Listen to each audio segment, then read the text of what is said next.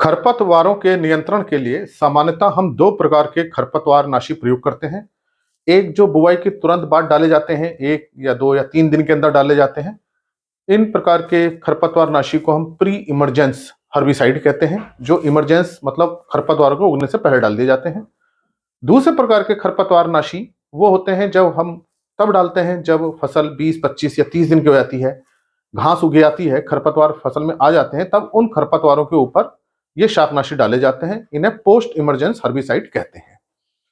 तो जो फसल के साथ जो खरपतवार उगते हैं, हम डालते हैं 20-25 दिन बाद, ये बहुत सारे खरपतवार नाशी होते हैं जिसका हम प्रयोग करते हैं। गेहूं की फसल में अगर हम बात करें तो बहुत सारे खरपतवार नाशी प्रयोग किए जाते हैं, कई प्रकार के खरपतवार आते हैं।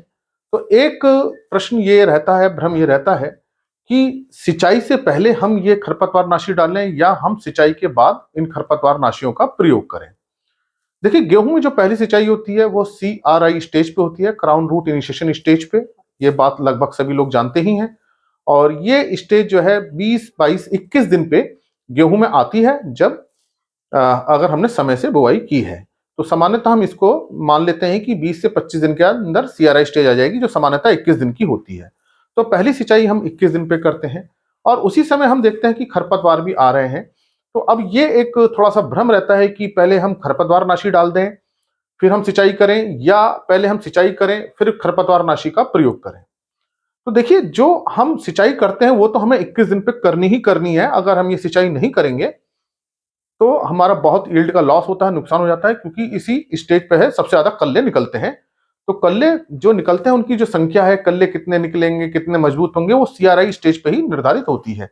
इस पे एक मैंने वीडियो बना चुका हूं, वो आप देख सकते हैं कृषि किसान प्लेलिस्ट में जाकर के, कि क्यों हमको CRI स्टेज पे सिंचाई करनी चाहिए। ये कल्लों के लिए बहुत महत्वपूर्ण अवस्था है। तो यहाँ आपको सिंचाई जरूर करनी है।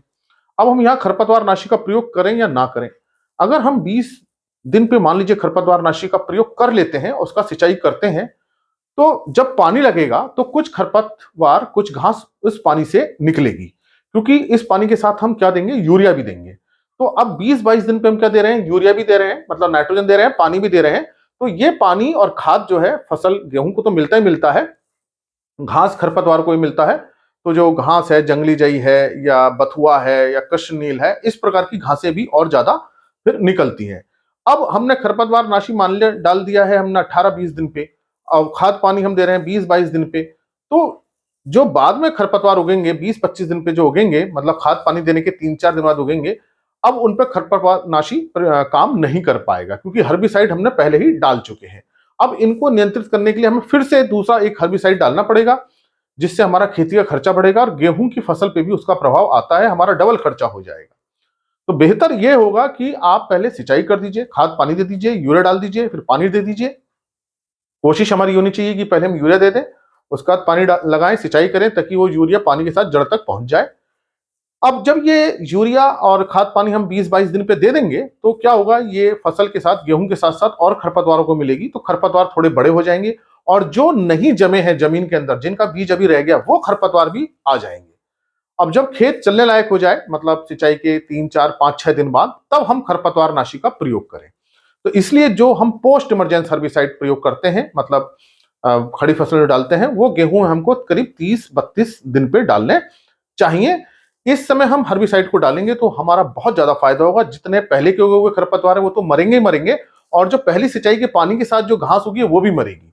तो आप कोई सा भी खरपतवार नाशी पोस्ट इमरजेंस प्रयोग कर रहे हैं, चाहे वो MSM मेट सल्फोरन मिथाइल हो, या सल्फोसल्फरॉन हो, या सल्फोसल्फरॉन के साथ MSM का जो मिक्सचर आता है उसको प्रयोग कर रहे हो, या क्लोरोनोफॉप के साथ MSM का जो मिक्सचर आ रहा है उसको प्रयोग कर रहे हो, कोशिश आप यही करें कि पहले आप CRI स्टेज पे यूरिया दें, पानी दें, और इसके 1 हफ्ते बाद इन खरपतवार नाशी का प्रयोग करें, तो हमें बहुत ज्यादा फायदा होगा।